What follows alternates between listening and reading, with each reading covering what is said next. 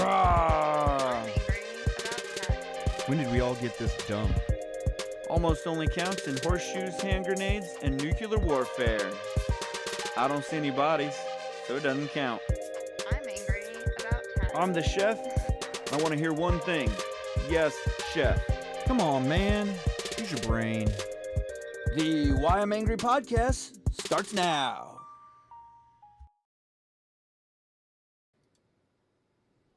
All right. We're here. Why I'm Angry podcasting again. 2 weeks in a row, we're getting to 2024 off to a great start. Lost our voice the first 3 weeks, so couldn't do much with that, but we are back, and we are better than ever. Remember, get on our merch store, whyimangry.com, and, you can get on, you can subscribe to us. There's a free subscription that gets you in the door to kind of seeing stuff and getting on our shop page. And then if you want to give us a one-time donation, or you want to be a supporter of the Why I'm Angry podcast, you can jump on. You can support us monthly. We'll have some deals going on here, and so you can kind of support us monthly.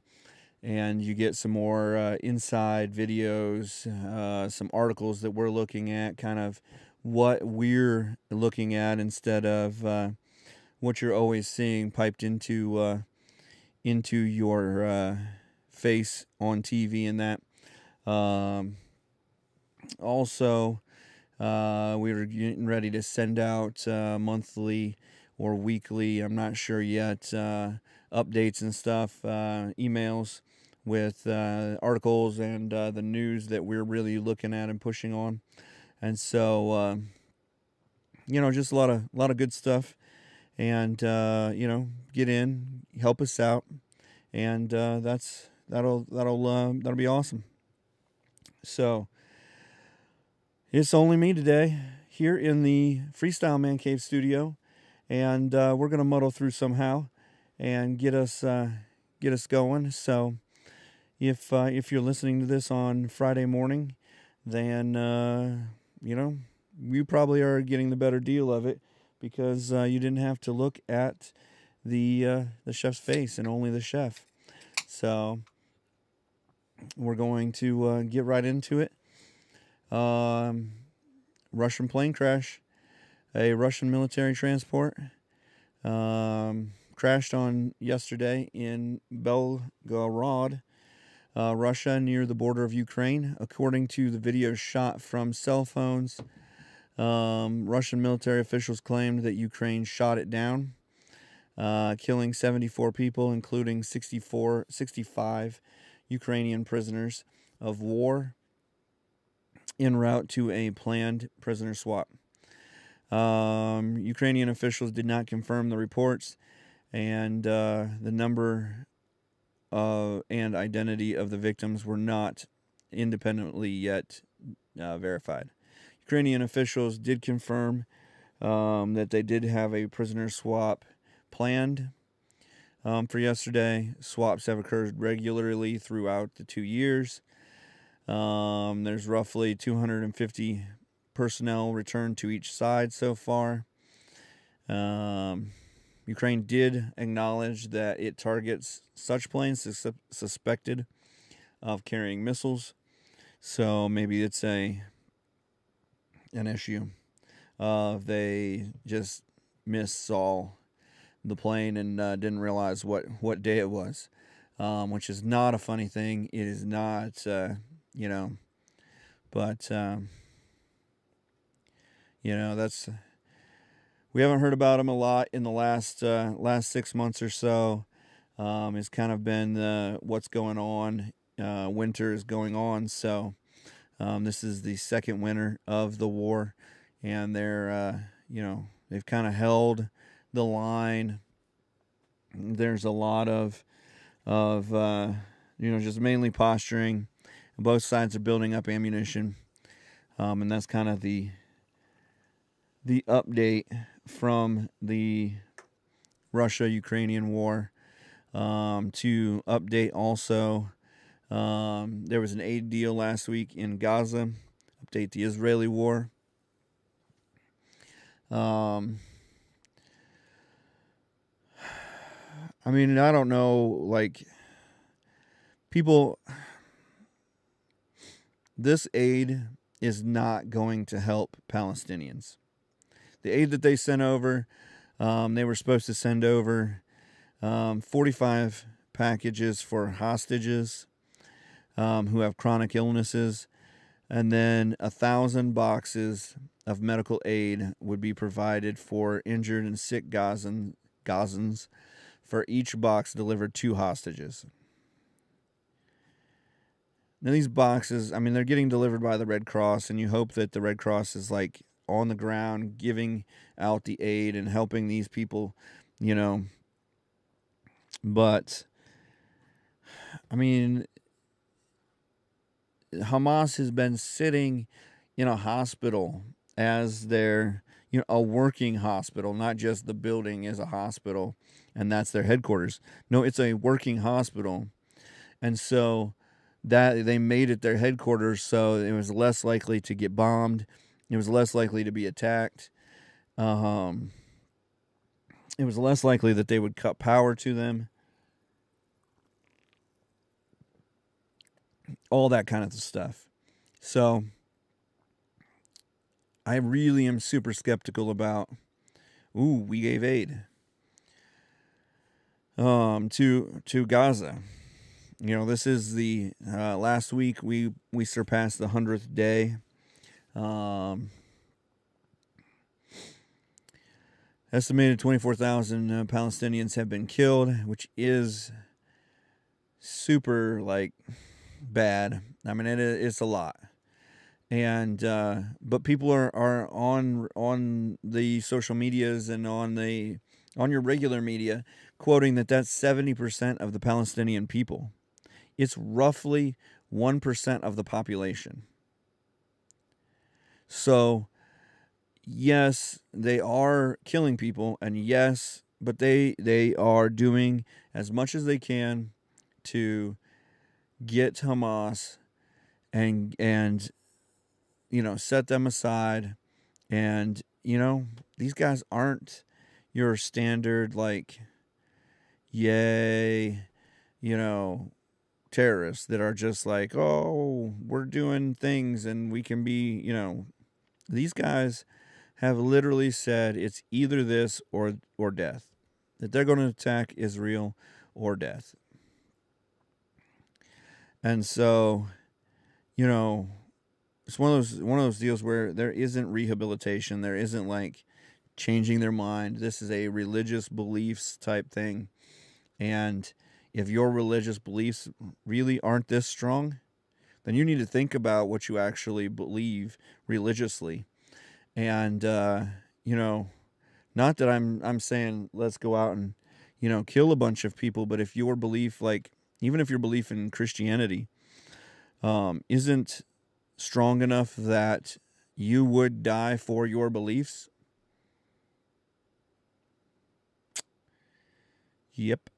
might think about whether you really believe or not. There have been various protests calling for ceasefire. Others supporting Israel, or calling for the return of hostages. Obviously, we want the hostages returned. We want people who are not involved actively in war to not be involved actively in war. If that if we could do that 100%, it would be a utopian deal. So, it's funny, South Africa, who has a pretty good record with genocide, has called for the globe, the UN to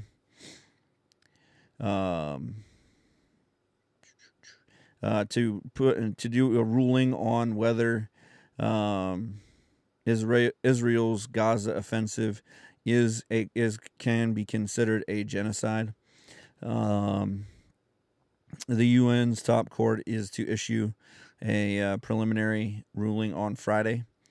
So if you're hearing this on the podcast, it should be coming out soon. If you're listening on Friday, I don't know why you wouldn't listen on Friday, because it comes out hot and ready on Friday for you.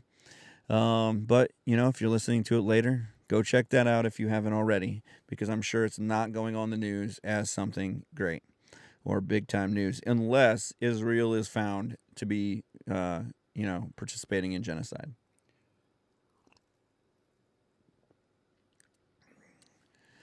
So, they on just update on the ground fighting has shifted to southern Gaza, with Israeli forces having swept downward after the initial focus on Gaza City in the north. The one interesting fact was Germany said Friday it would seek to intervene on Israel's behalf at the International Court of Justice against Israel for the genocide hearing, if there was, something to enforce. So they're, in principle, any ruling is meant to be legally binding for member nations, though the court has no enforcement mechanism. I mean, those 500,000 or how many ever thousand UN soldiers that they have, the peacekeeping troops, are not a mechanism for, for enforcement. But, just forget that we even have those. So, it's kind of our update on Israel. They're fighting. The Houthis, that are another kind of extremist group. We finally last week put them as designated them as an extremist terrorist organization. Finally, what have they done that hasn't been extremist, or they've been shooting missiles at our ships since Christmas. So we got another ship was attacked in the Red Sea this week. And we're just lobbing missiles and airstrikes in. I'm telling you, nothing is going to change until we put forces on the ground. And I hate to say that we need to put forces on the ground, because I don't know, but maybe we can put some drone shots on the, drones on the ground or something, or get some drones out there just blowing stuff up or whatever. But, I think this whole conflict with Hamas and the Houthis and Hezbollah, we're either going to go on the ground or something's going to hit us. I hate to be that guy, but I feel like that's just the gut feeling I have, and I hope somebody realizes that before it hits us here. So, all right. So, let's get into the real headlines from around the country. Alabama is, they've got a death penalty case coming up. They are going to execute using nitrogen gas, and it's expected to. Here we go. State botches previous attempts to execute Kenneth Smith, prompting a new round of litigation over whether the state could put him to death using nitrogen gas.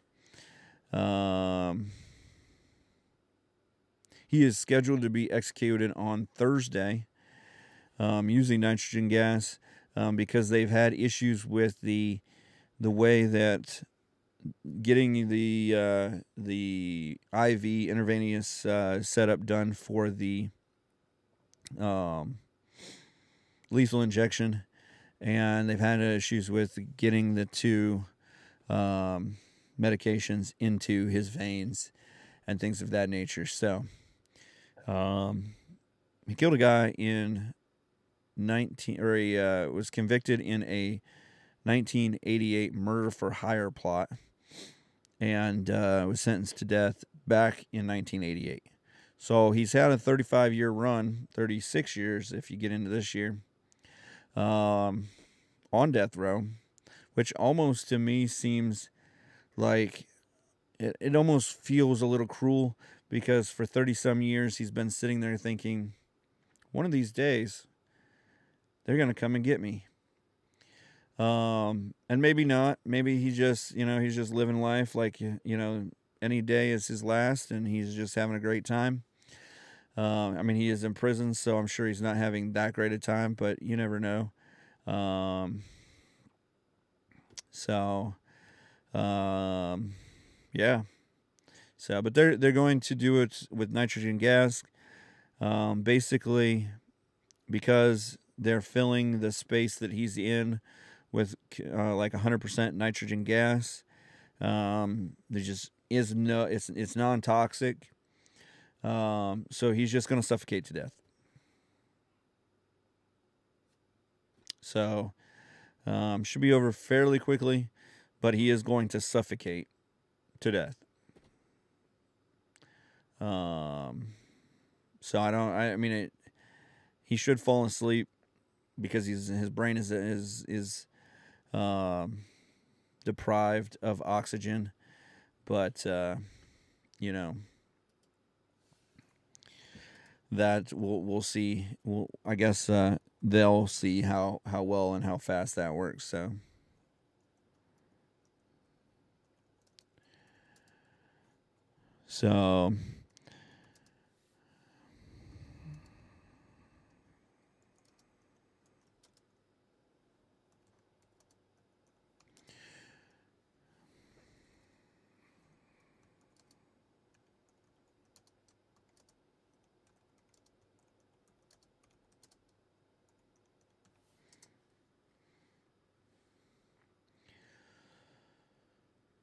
So yeah, that's what's happening in Alabama. They tried to do the lethal injection in 2022, but the prison officials called it off basically because they were having troubles with the intravenous lines required for the injection. Yep. Scientists have achieved the world's first in vitro fertilization of the southern white rhino. Woo! White rhinos. White rhinos are super endangered. Its population has dwindled in Central and East Africa due to poaching. Only 2 northern white rhinos were known to exist. A mother named Najin and her daughter Fatu, who live in Kenya, were unable to carry pregnancies because of the age. I guess Fatu, yeah. And age and other ailments. Since 2019, scientists have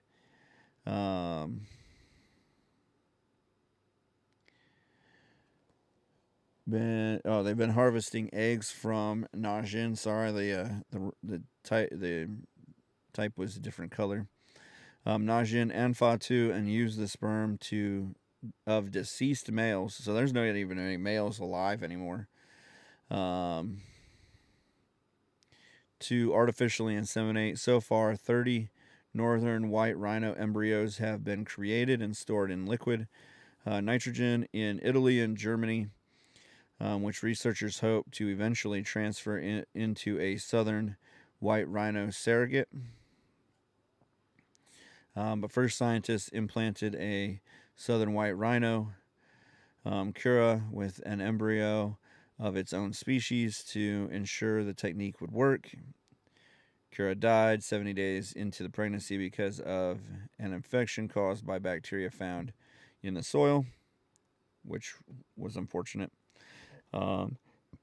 Scientists found the fetus had 95% chance of surviving the 16-month pregnancy had Kira not died. So there is a chance that we'll see northern white rhinos coming out of southern white rhinos very soon. Yay. Maine lawmakers are considering a bill that would protect anyone who takes a transgender child away from a non-affirming parent in order to subject them to minor experimental transgender medical interventions. So basically, a bill that has been introduced to the Maine House of Representatives Judiciary Committee vote that a transgender custody bill ought not to pass on Thursday. According to the footage of the committee posted online, the motion that the bill ought not to pass passed 12-0. So there's a bill. It's Transgender Custody Bill LD 1735. And basically it says that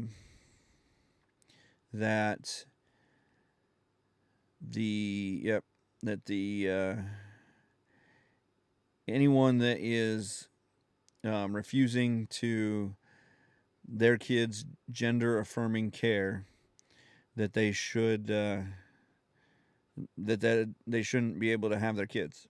That's like some kind of child abuse or something like that.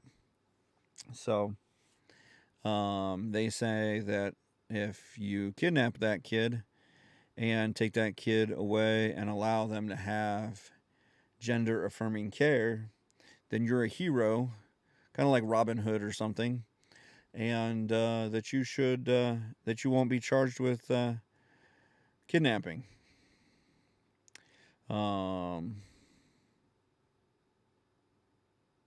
Yeah. So they did vote it down today.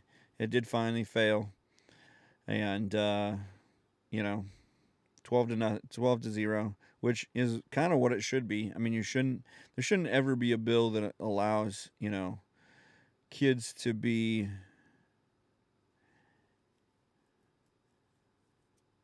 trafficked or kidnapped. Yeah. But there shouldn't ever be a bill that's even introduced.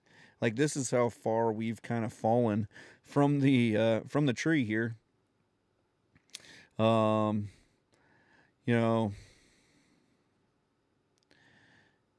the bill's framing around gender affirming care overlooks the testimony of doctors who warn that even the social transition of encouraging a boy to present as a girl is a powerful psychotherapeutic intervention that radically changes outcomes. Doctors also warn that children can't possibly give informed consent for procedures that may sterilize them or put them at risk of long-term side effects, such as decreased bone density and cardiovascular disease. So, there's all kinds of this. Doctors say, you need to wait until they can actually make this decision. We don't allow them to drink alcohol, join the military, or get married until they're 18. And yet we're still letting them make a decision that is just completely life altering.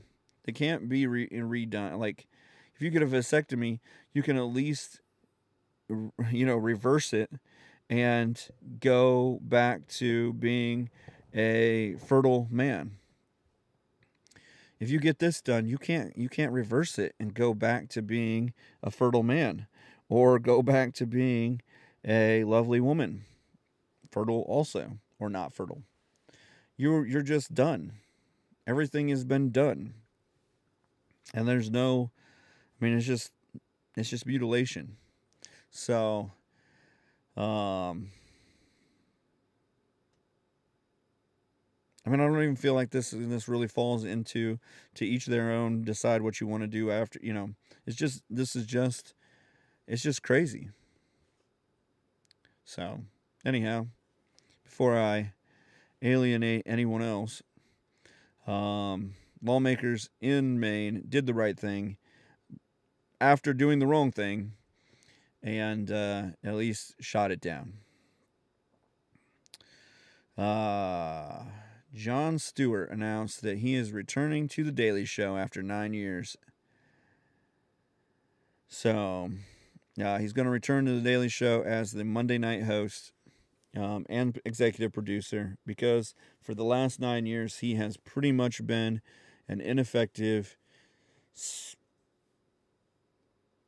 voice for nothing. He hasn't been relevant. So this is his way of basically coming out of, the wilderness and being semi-relevant to a group of people who don't think for themselves relevantly. But he's going to do it funny. He's going to be funny about it. So watch him and laugh. Sad news. Jim Harbaugh is departing Michigan, looks like, and going to the Los Angeles Chargers. I will not be rooting for the Chargers.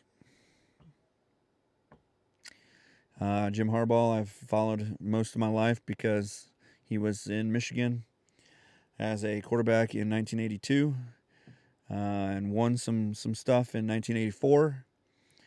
And, just kind of followed him as a kid growing up. Excited he was a Michigan coach. But c'est la vie.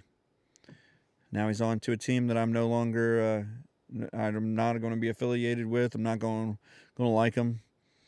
And hopefully he does just fine. Just kind of disappointed. Had a chance to come back to either the Bears or, something.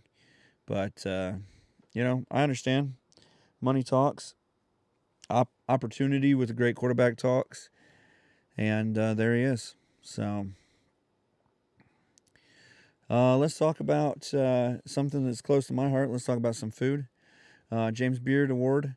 They announced their restaurant and chef semifinalists.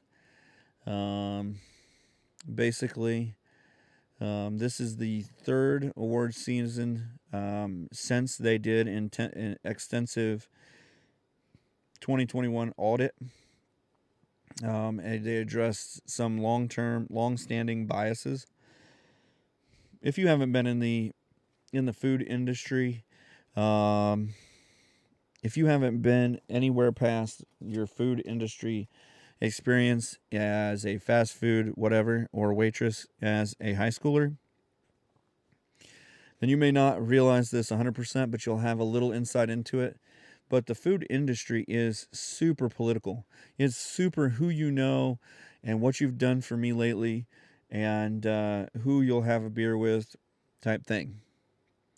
In the best sort of way, it's a who you had of a beer with type thing and who you haven't pissed off or who you haven't, rubbed the wrong way or stepped on toes wise.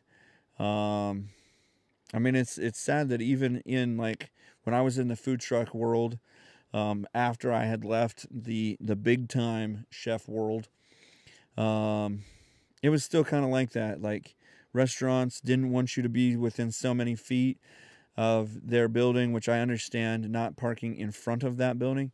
But here's the deal. Restaurants have seats and should have great ambience, should have great servers, and all of that kind of thing. A food truck shouldn't be able to steal your people, your customers, because you have such great ambience, and that's why they're coming to you. If you're doing a crappy job and a food truck steals your customers, that's your fault. Same thing with regular restaurants. And this is probably why I didn't play well in the food scene, because I don't care about all that. I want to serve the, and this is what we've lost in this country. This is why our country is going to be great again. You know, we had greatness when we attained to be the best. And so as a chef, I attained to be the best, even as a food truck chef. I was there to serve the best food possible in an interesting way. Give them a little show, you know, all the fire and the yelling and things of that nature, and give them some great food. And bring it, you know, in a way that, like, we could bring it cheaper. We could bring it, you know, in a higher quality.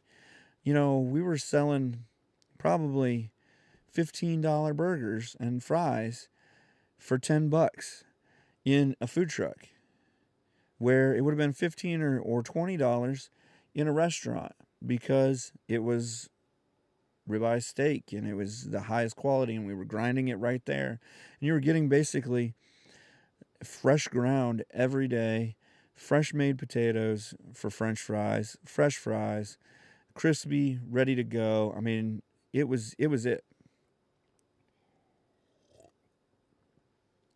So anyhow, the industry is super political, super biased, and a lot of it's biased even for just regions. So you kind of get a regional bias. You know, who's the best, New York or L.A., and so you get a lot of L.A. and New York chefs in there. Chicago gets a pretty good nod from time to time. There's a gala in Chicago in June, that will the winners will be revealed. And so they just announced, and they say they skew, the groups that skews white and male. Male, there are about 70%, and I don't know the exact odds or the exact numbers, because when I was coming into the culinary scene, they were saying it was about 80% male. And I've heard over the last few years it was down to 70% male, and women were breaking in. And there was a little bit of a difference in pay. It's not it wasn't. It was a lot worse back when I first started than it has been over the last few years and stuff like that. It's become a lot more equal, as you're seeing those things happen, which is great. So I guess the awards were still skewed that way, which kind of makes sense, because that's kind of how the setup was. So they're trying to overdo it and put, you know, audit that at least 50% of the committee members and judges are people of color, which isn't a true representation of actually how the field runs. But who am I to say that isn't fair? So, the categories are, and I'll just kind of go through the categories. The restaurants, these are still in the semifinals of this, so they'll knock it down to finals, and then who actually wins over the next month or two here, as they're getting ready to get to the June 10th final. It looks like other nominees for media award nominees will be revealed on April 30th, and they'll be awarded on April 8th or June 8th, right before the June 10th final. finale. But if you don't know, the James Beard Award is kind of the award, like the top award for food industry professionals. You don't have to be a member of the American Culinary Federation, but you do need to be you need to be pretty high up in doing things, pretty on the level. Plus, you need to know somebody. But they have changed the areas so that it's not so California, New York, centric. They have a separate award for California, Texas, and New York as their own kind of region because they do have such a high concentration of restaurants and high end chefs and I guess spotlighted chefs. Being in Ohio, we don't have a ton of spotlighted chefs other than like your Michael Simons and stuff like that were on Iron Chef and are on the Food Network and stuff. So, so then the award, they're giving out an award for the Outstanding Restaurateur, which is basically a restaurateur who uses their establishment as a vehicle for building community, demonstrating creativity and entrepreneurship, and integrity in restaurant operations, and is making efforts to create sustainable works. There are a few restaurants around the country that are looking at are getting into the semifinals for that. A couple out of Washington D.C., bakery out of Texas, Missouri, Detroit is about as close as it gets to me. Chicago, Illinois. You got a Maine and a New Hampshire, and then most of them are D.C. and you got a Boulder, Colorado. So, lot of husband and wife groups, which is kind of surprising to me because back in the day it was, it was pretty popular to be divorced as a chef. So, but I guess maybe if your wife was a high end chef with you and fought in the trenches, then maybe that's that's a way to keep you guys together type thing, or that you're both at the restaurant 95% of the time. So, then the outstanding chef is a chef who sets high culinary standards and has served as a positive example for other food professionals while contributing positively to the broader community. Again, New York, Colorado, California, Atlanta, Georgia has one. San Francisco, Minneapolis, Texas. If I'm not mistaken, there was one other Detroit, but maybe not. No, don't look like a Detroit. There's Chicago from Smythe. So, outstanding restaurant is a restaurant that demonstrates consistent excellence in food, atmosphere, hospitality, and operations while contributing positively to the broader community. Again, there's one in Detroit, Virginia, Colorado, Rhode Island, Connecticut, Texas, Washington, got New York. You got one in Kentucky. That's a big one. And then, so, and most of these, honestly, aren't a lot of your like Food Network chefs. You'll see some of the people from Food Network chefs. You'll see some of the Food Network chefs in that.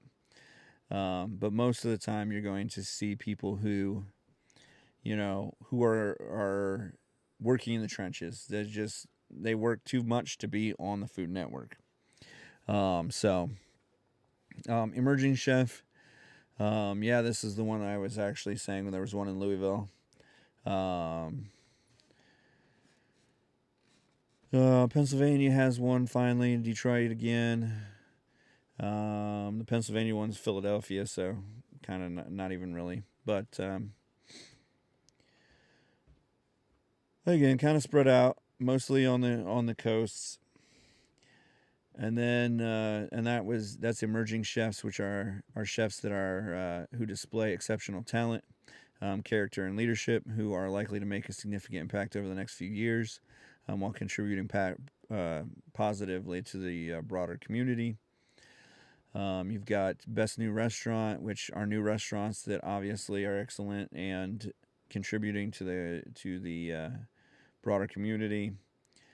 Outstanding bakery, again, bakery that has excellent products, and you got one from Hawaii, one from Utah, so some new spaces there. You've got outstanding pastry chef and or baker, and again, somebody who is a candidate that demonstrates exceptional skills. This one was kind of cool. Affiliated with any food business and does not need a brick and mortar presence. So could be a food truck, could be any other kind of pop up deal. Then you got outstanding hospitality. Those are normally like your bar managers and things of that nature. Community is a big thing. We do, as restaurateurs, although we do fight and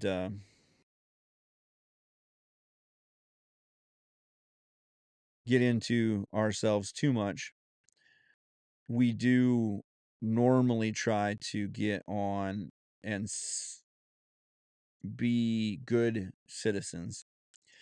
Try to at least at least be part of the community and buy local. We even when I was in the food truck, I lost a little profits here and there because of buying locally or trying to buy higher quality from a local vendor. Um, so we just and then they got outstanding wine and other beverage program. So it's not just wine and it's also you got your bar, you've also got your you know um, non-alcoholic deals also. So there has been a giant push in the market if you're looking for something to invest in. The non-alcoholic beverages is a huge market right now that's growing exponentially because of people just trying to be more responsible, be healthier, live longer, and that kind of thing. So and then you got outstanding bar, you got best chef, and then you've got the different areas. So California is now its own area. You've got the Great Lakes, which is Illinois, Indiana, Michigan, and Ohio. We've got a couple near me. That's kind of cool. Then you got Best Chef Mid Atlantic, which is DC, Delaware, Maryland, New Jersey, Pennsylvania, and Virginia. You got Best Chef Midwest, and these are all kind of the regional deals where you get Best Chef for the region, and then you get the Best Chef. So, um, and Best Chef Midwest is Iowa, Kansas, Minnesota, Missouri, Nebraska, North Dakota, South Dakota, Wisconsin. And then you got Best Chef Mountain. Mountain is Colorado, Idaho, Montana, Utah, and Wyoming. And then you got New York, which is the whole state, not just New York City. And then you got Northeast, which is Connecticut, Maine, Massachusetts, New Hampshire, Rhode Island, and Vermont. And then Best Chef Northwest Pacific, which is Alaska, Hawaii, Oregon, and Washington.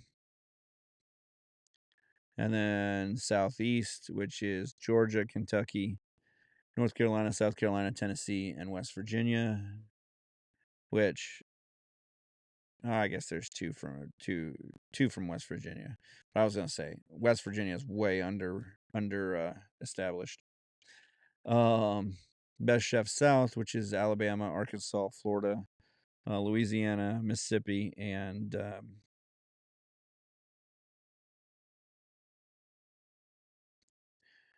um, Puerto Rico. I was like, what state is PR? Puerto Rico. And then you got Southwest, which is Arizona, New Mexico, Nevada, and Oklahoma. Then Texas is its own spot. So that's kind of the long, boring, news to my life. So you get a bunch of great chefs. If you want, I will post this on our, on our Facebook. I'm just post it in the chat here, and you can check out these restaurants if you're near it. So I'm gonna check out a few of the restaurants. So let's get back to all right. All right. So the Mac turns 40. Mac as in Apple computer, Macintosh. 40 years ago, Steve Jobs announced the first Macintosh computer at a California event. The original cost was $2,400, almost 25, and it hasn't changed much over the last 40 years. So they say that $2,400 would be about $7,300 today, and yeah. So burrito boom, the Chipotle or Chipotle as it is, said it's adding 19,000 new employees over to its 110,000 employee person workforce ahead of its busy spring. It's 27% up from last year. I mean, I'm seeing a little growth in restaurants, but I'm seeing a little fallback. So in the industry, I've seen a lot of the big chain restaurants that were either low end, like your Burger Kings and fast food, and I've seen kind of your mid ranges, like your Applebee's or Ruby Tuesdays and stuff like that, fall off. I've always said in the restaurant business, you can either be the best or you can be the cheapest. But if you're in between, you're always on that razor's edge of falling off because you're not making tons of money because you're not the cheapest and you're not bringing in customers and buzz because you're the best. When you're somewhere in between, you're just somewhere in between. And so you're always on that edge of, you can lose it if you want. Johnson and Johnson had a couple bad days here.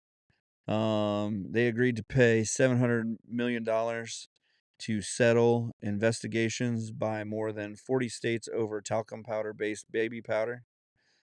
Which I didn't realize it, but I didn't think about. I haven't, I don't put baby powder on my baby anymore, or haven't put it on her. And that was something that was big back, when I was a kid in the 80s, or when my brother and sister were coming up through the 80s and 90s. um when you changed a baby's diaper, you put a little baby powder, dried them up, and boom boom bang, went on. So huh. And then today they actually agreed to pay $149 million to Washington State to settle a claim it helped fuel the opioid crisis. So yeah, almost $1 billion between the two, about $850 million, and decide to get there. This is one that I was hoping I could get some other views on. But this is something that we've talked about a little bit. It's America's religious nons.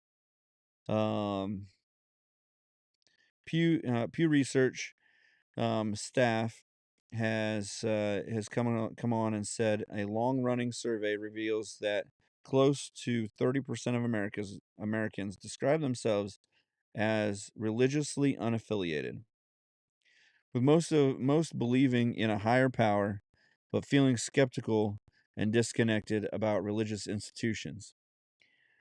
And I will say, like, as a believing Christian, like, just, as a sold out Christian, I feel your pain on that, because there are so many places, so many issues with the church, issues with the people who are members.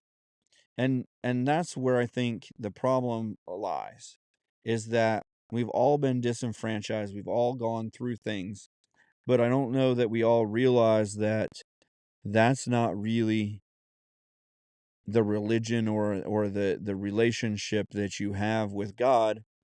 It's it's people interpreting how you should live, or how, the rules of the road and things. And I know that I get kind of swamped on by, once in a while, by saying, by pushing back and saying that the rules aren't as cumbersome as we try to make them.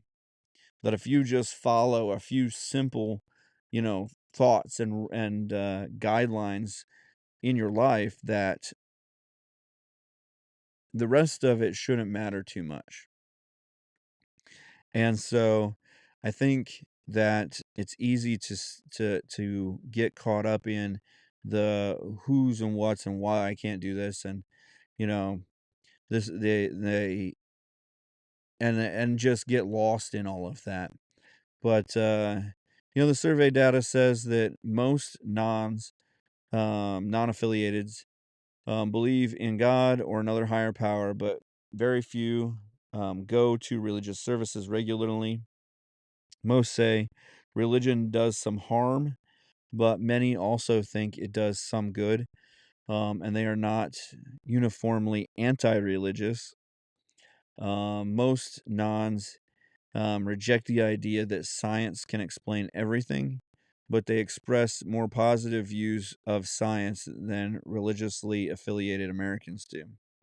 So I think what happens a lot of times is we look to science to answer the questions, and instead we don't look at science to as an affirmation to what we're seeing. So a lot of times we see that we you know we get an answer and we think, oh well, that just proves, God exists. And that's what science really actually is supposed to do. Or somebody gets on and says science says this, and science says proves that he doesn't. Well, really, if you take the data for whatever you want, you can skew data in any way you want to. But when you go down to the truths of things, the actual what and the nuts and bolts of it is, you know, if you can't, like, if your explanation is, well, just a bang happened and there it is, and all creation started. Well, I would much rather, you know, believe that there was an actual something involved in that creation than there was just a bang and then matter was there.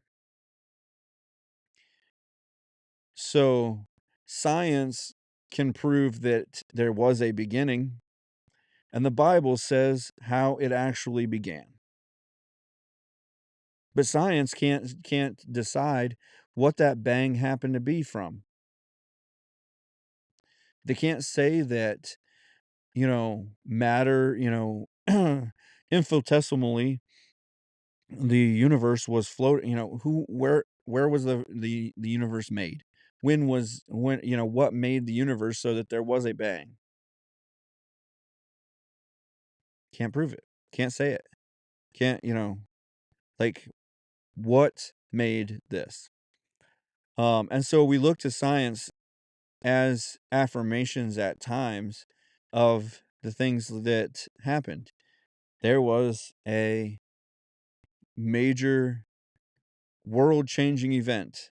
Well, yeah, the Bible says, there was a day of floods. Well, you can say it came from wherever, and science can say, well, yep, there was a day of flooding that, they just said Everest is marine limestone. Well, it's because at one point it was underwater. Just like the Bible says, all of Earth was underwater. So it's an interesting read. I mean, there's a lot of interesting, like, this is why and we've seen this in the church, and I don't, if you're not part of the church or the religiously affiliated, or if you've been going to church and you realize, so, attendance isn't as robust or as young as it used to be. Well, this is what it is that, people get online and they watch their church from home and they feel like they've attended a service, and they're just, people aren't as socially minded. And I guess this is part of why, we're being more socially minded in the restaurant industry. Why, they're trying to push that as a community effectiveness. Um, but it even says, question 3, are nuns less involved in civic life than people who identify with a religion? And by a variety of measures, religious nuns are less civically engaged and socially connected than people who identify with religion. On average, they're less likely to vote, less likely to have volunteered lately, less satisfied with their local communities, and less satisfied with their social lives. And honestly, it's mainly because, they're still searching for that. Yes, maybe they have a religious affiliation, but going to the actual building and having some real life social interaction and having some talks and just, that iron sharpening iron, as opposed to just, nope, I'll check it out and see what the guy says. And nothing against pastors, but they're guys saying. It's just like, you know, if you just if you don't go to God with your prayers and you just read your Bible, then you're missing a part of it. And if you're not going to, the actual social events, you're missing a part of it. And so, yeah, you're not going to feel as fulfilled.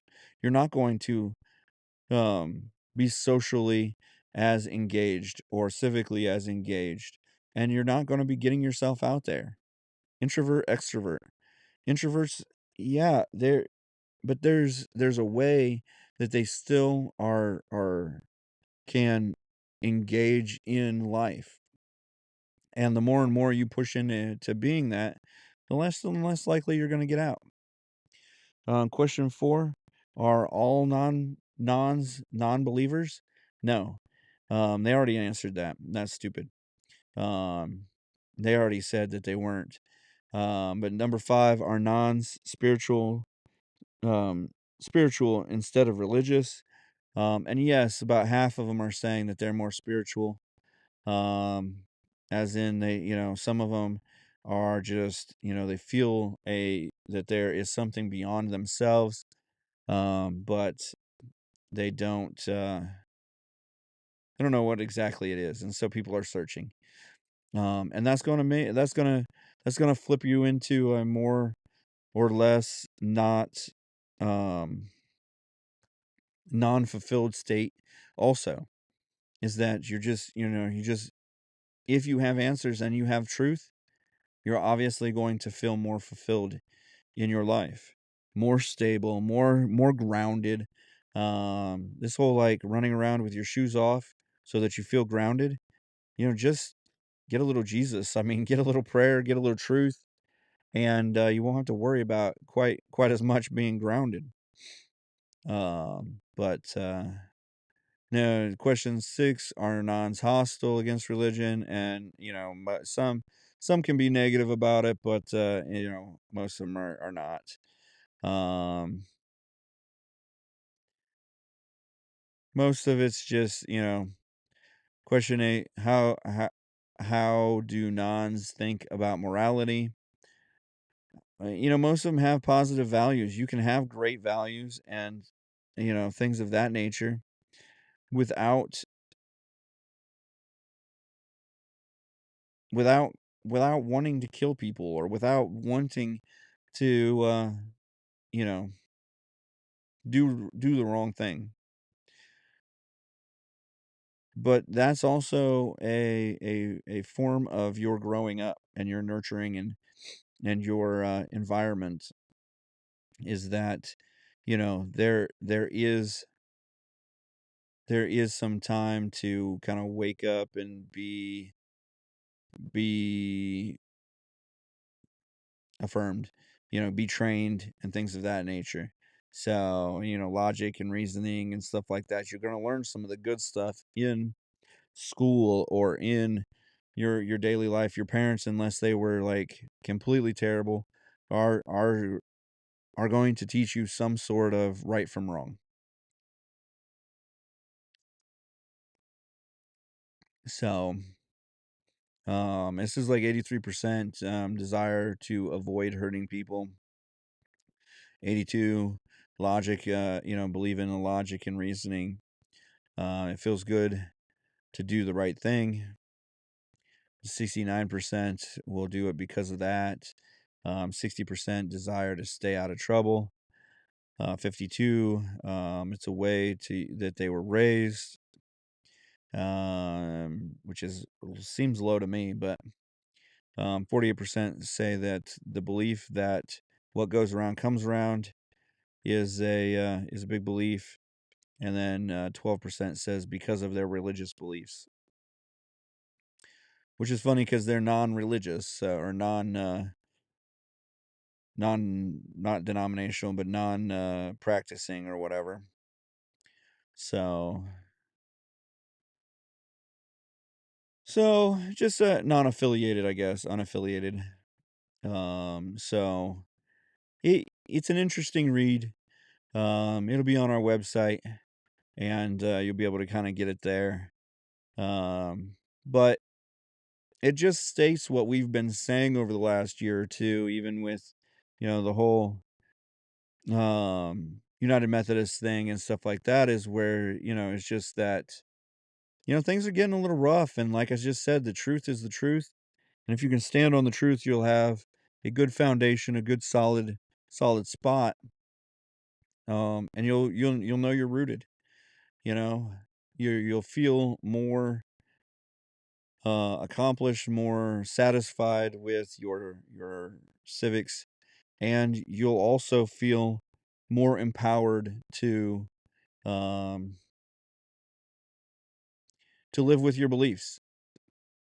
So, I mean, you can be religious and it's kind of like I said, if you're not as zealous as Hamas in whether you will live or die for your beliefs, then your beliefs probably aren't real.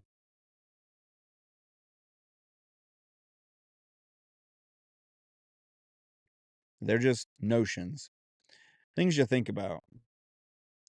So, something to think about. Let's get into some of our odd headlines. I'm gonna be a little shorter podcast today. I'm not going to 2 or 3 hours by myself, but we will get to some funny stuff or some more interesting stuff. Odd headlines start off with a city's missing statue turns up after nearly 30 years in a local yard. Um, I read this one a little bit beforehand, doing some prep work and stuff, And basically, this David Greer said his father worked on a renovation project in 1996 at the Belvedere and elevated event space in downtown Louisville when he brought home the statue. His dad said they tossed it to the side, and he asked if he could have it. Someone said sure, and that's where his life began at their house. And so this Greer started looking up some stuff about it, and I guess probably his dad passed or whatever, and found out that the the Louisville Metro Public Arts Department had been searching for the artwork for 30 years now, and so he offered it up. And honestly, his dad could have been right. Somebody could have said, could have tossed it off to the side, and he asked if he could take it with him. They said, "Yeah, sure, that's no big deal." And he takes it, and somebody's like looking around, "Hey, where's that statue?" And they thought it was just a topiary statue or some like hardscape statue that had and this was really an art piece you know from Charlotte Price, and and had some value to it and stuff. And so they're like, "Oh, I'm not sure where that went. Um, it just must have gotten picked up, or somebody picked it up." And then so for 30 years, it's been gone in somebody's backyard. Not even after the first week or two, nobody sees the pictures of it anymore, looking for it. And or you didn't, you weren't on, if you didn't see the news or whatever, or back in 96, the news didn't travel as fast as it does today, and there's not 800 people, posting photos of it. It looks pretty rough, like it's been sitting outside without any, reparations and stuff like that, for 30 years. So, but 30-year statue gets returned. So, California man collects 1,136 hotel key cards and earns himself the world record. As a traveler of many years, I could tell you I could probably get I could you know the thing that I had questions is were they all different?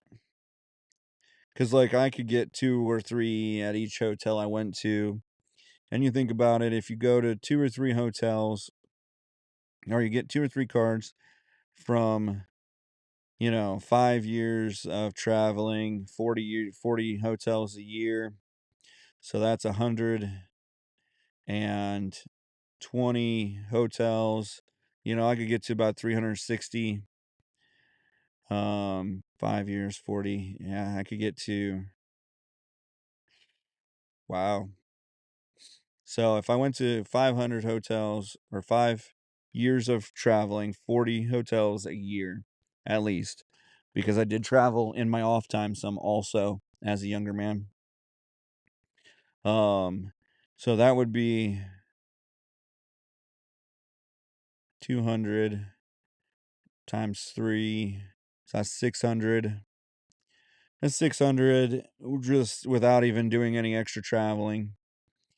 And then, I did another 3 years at probably 30 show, 30 deals a year. So another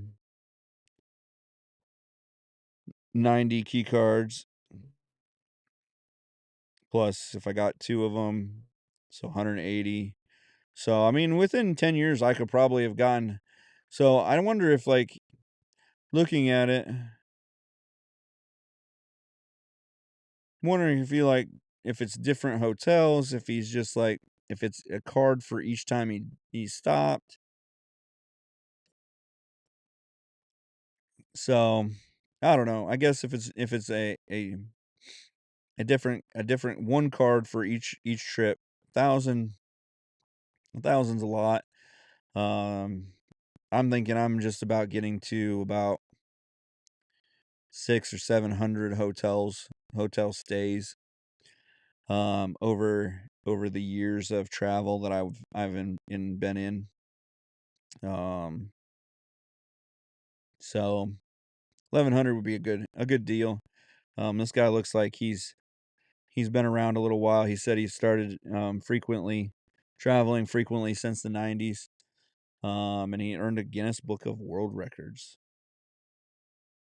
So this is another one of those everyman heroes. Give him some applause. Yep, little cheering. Maybe that's a little more crowd cheer on top of the applause. Yep. All right. So, all right, that's plenty. That's plenty. All right. So, one other thing I saw, a Pink Floyd CD was returned after 35 years. So this one-ups that missing statue. Um, a library in Maryland, in Laurel Branch Library in Maryland, said they were surprised to see a Pink Floyd CD with the labels and stuff like that from the library attached to it, that they hadn't seen in 35 years. So they said that they don't know who it was because it's been taken out of the system. It's been gone for so long. And that even if it had been in the system and they did know, they wouldn't have charged them anything because they are no longer a fine or fee library system anymore. So 35 years, keep that Pink Floyd. I'm kind of wondering like what happened there. The guy just realized, nobody uses CDs anymore and said, "Oh, I'm going to take it back." Has the whole CD now on digital. I don't know. U.S. scientists brewed up a storm by offering Britain advice on making tea.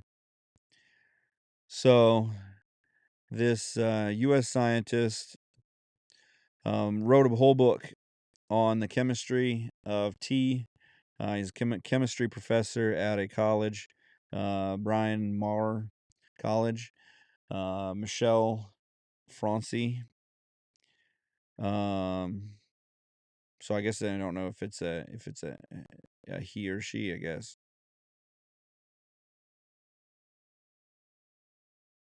Yep. Don't know if it's a he or she. Michelle is probably a woman's name. But it does sound French, so you never know. It says that the tip is included in Francie's book. It's called Steeped: The Chemistry of Tea. He went over 100 different molecules or compounds in tea and just did a full on breakdown of tea. And just he now understands tea. And he said his his tip is to add a pinch of salt, which got everybody going. And so they got so excited that they even interviewed the U.S. Embassy in London to get a word from them, and they gave out the notion that let us unite in our steeped solidarity and show the world that when it comes to tea, we stand as one, said the tongue-in-cheek post. The U.S. Embassy will continue to make tea in the proper way by microwaving it. The embassy later clarified because no one has any kind of sense of humor or ability to critically think, that it was a light-hearted play on our shared cultural connections rather than an official press release. sad. The worst part about this is that it's sad that they had to then come back out with a statement that this was just a lighthearted play on our shared connections instead of being able to like realize that this is not an official statement by the US government. And even if it was, what would it matter?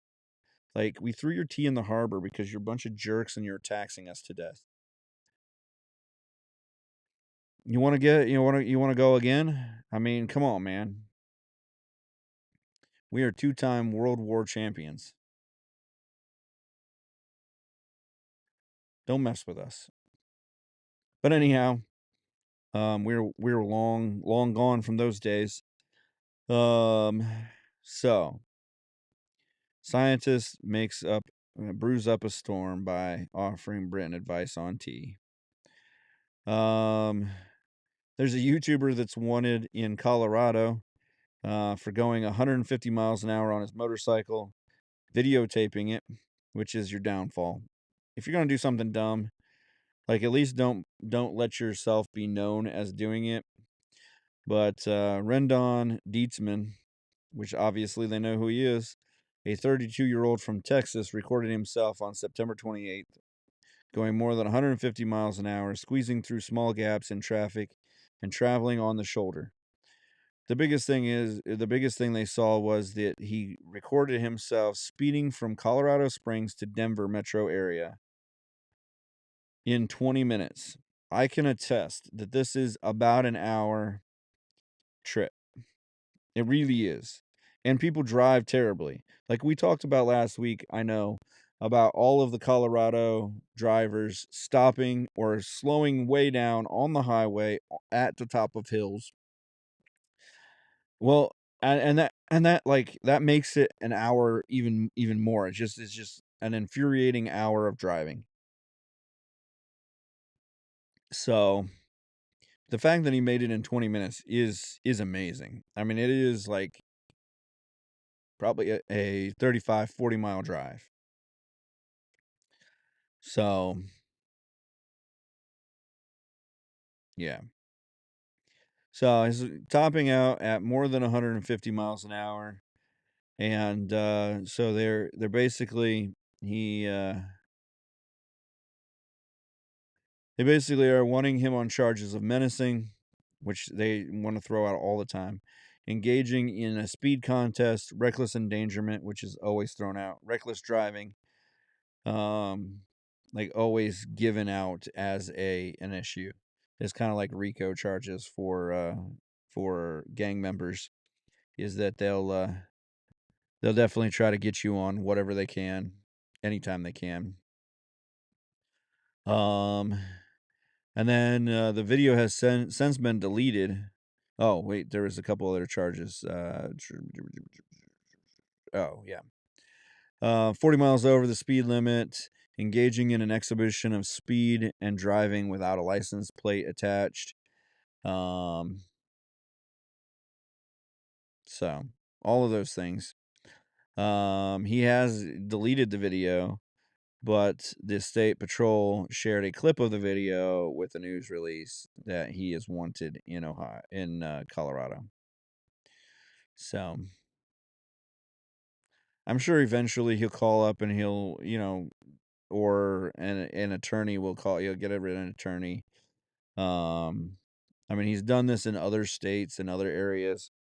The state patrol coordinated with the Dallas Police Department in Texas and El Paso County District Attorney's Office in Colorado to identify the rider as Dietzman, whose hometown was not released, but he is from Texas. Um, I mean, really, I guess like this state patrol sergeant says that if you drive like this kind of punishment is expected, and honestly, it's the best outcome for the person who drives violently, since the smallest mistake could cause his death and that of innocent people around him. So, which is kind of true. So I guess a number of drivers around him also complained, and that kind of thing. So put him on the radar. Don't if you're gonna commit crimes, let's not videotape it, and you know, and if you are going to, make sure you're not going back there ever. I guess. Pink Floyd returned. Wow. All right, we got one last one. Yep, one last one. A Kansas couple was charged with collecting a man's retirement while keeping his body in their home for 6 years.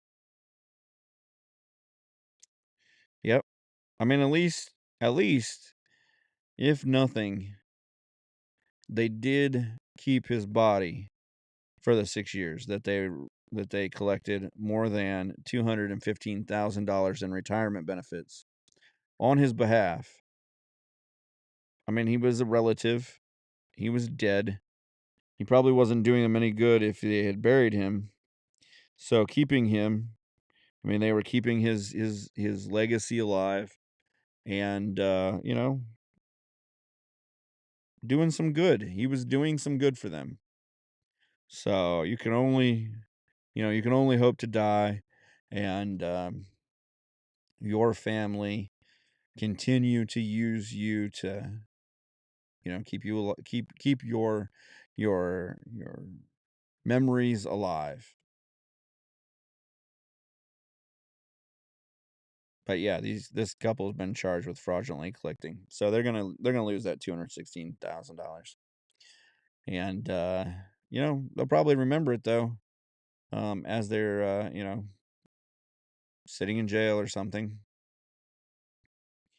So, but with that, remember to follow, like, and share us. Yeah, we're still doing the if you give me a 5-star, give us a 5-star review or a 1-star review. If you give us a 1-star review, at least make it make it interesting, make it a funny one. But we'll put your name in a hat, and you'll be in the running for a T-shirt. Why I'm Angry podcast T-shirt.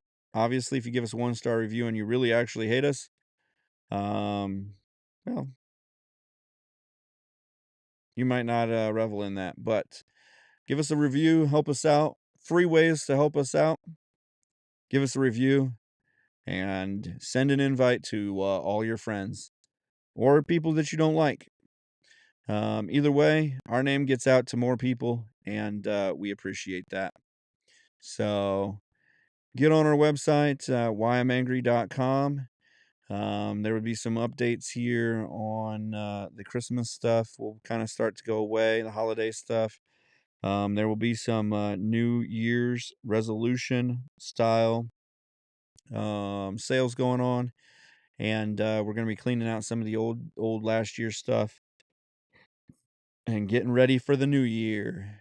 So now that we're already almost 3 weeks in, maybe almost 4 weeks in now, it's time to get ready. So this has been the Why I'm Angry podcast, and it ends now. Remember to follow, like, and share the Why I'm Angry podcast across all social media platforms and anywhere you get your podcast. The Why I'm Angry podcast ends now.